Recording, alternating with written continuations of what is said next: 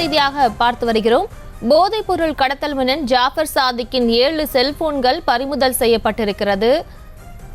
7 செல்போன்கள் பறிமுதல் செய்யப்பட்டதில் முக்கிய ஆவணங்கள் சிக்கியிருப்பதாக தெரிவிக்கப்பட்டிருக்கிறது. இது தொடர்பான மேலும் விவரங்களை எமது செய்தியாளர் லதா வழங்க கேட்கலாம். லதா, வணக்கம். மேலும் விவரம். வணக்கம். ஜாஃபர் சாதிக்கினுடைய 7 செல்போன்களானது பறிமுதல் செய்யப்பட்டு தொடர்ந்து அந்த விசாரணை என்பது நடைபெற்று வருகிறது.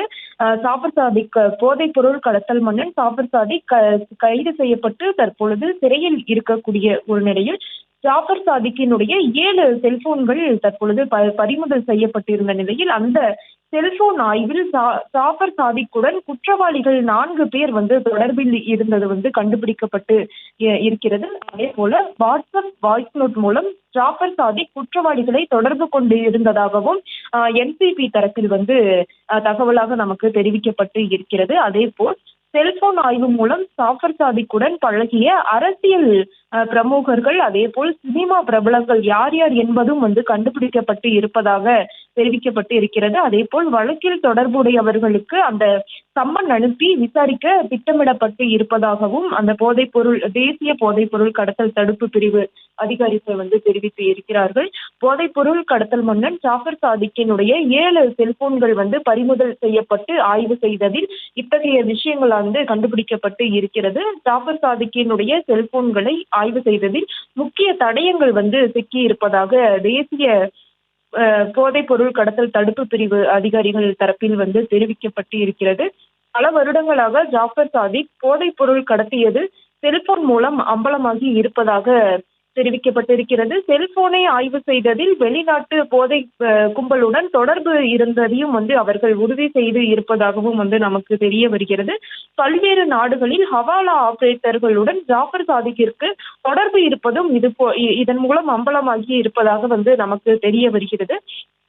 குறிப்பாக பார்த்தோம் என்றால் இந்த போதைப் பொருள் கடத்தல் விவகாரத்தில் ஜாஃபர் சாதிக் தொடர்புடையவர்களுக்கு சம்மன் அனுப்பப்பட்டு அந்த விசாரணை என்பது ஒரு புறம் நடைபெற்று வரக்கூடிய ஒரு நிலையில் தற்பொழுது இந்த செல்போன் பறிமுதல் செய்யப்பட்ட செல்போன் மூலம் கண்டறியப்பட்ட விஷயங்களை வைத்து தொடர்ந்து விசாரணை என்பது நடைபெற இருக்கிறது.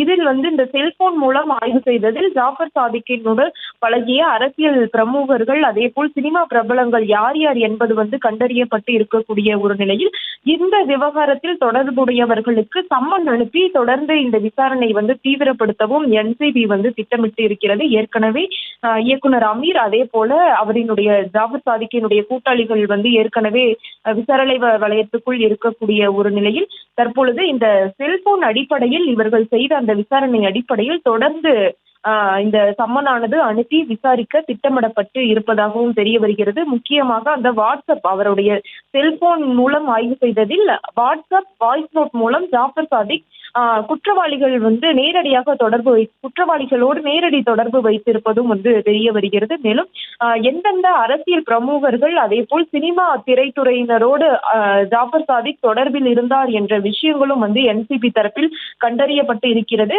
இப்படி செல்போன் அடிப்படையில் கண்டறியப்பட்ட விஷயங்களை வைத்து தொடர்ந்து என்சிபி அதிகாரிகள் அந்த விசாரணையை தீவிரப்படுத்த இருக்கிறார்கள்.